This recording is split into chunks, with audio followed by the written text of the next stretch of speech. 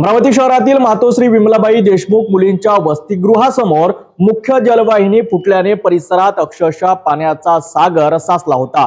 अचानक घडलेल्या या प्रकारामुळे वसतिगृहात राहणाऱ्या मुलींना मोठ्या गैरसोयीचा सामना करावा लागत आहे।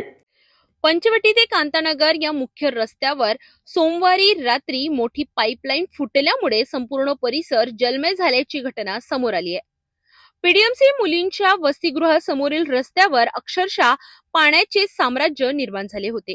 अचानक मोठ्या प्रमाणात पाणी रस्त्यावर आल्याने वसतिगृहातील विद्यार्थिनींमध्ये भीतीचे वातावरण निर्माण झाले।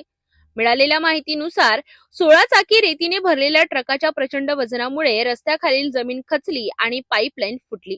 पाण्याचा प्रवाह इतका प्रचंड होता की रस्त्यावरील वरची आणि खालची माती वाहून गेली।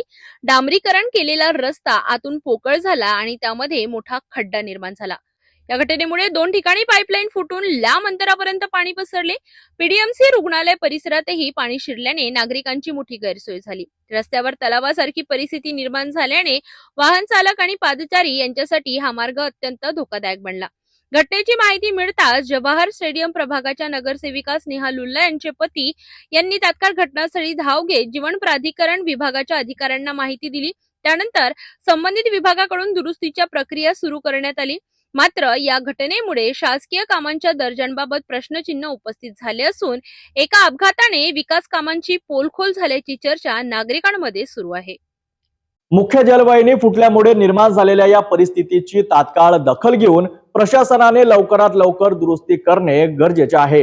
विद्यार्थिनींच्या आरोग्याशी संबंधित हा प्रश्न असल्याने याकडे दुर्लक्ष होऊ नये अशी अपेक्षा व्यक्त केली जात आहे।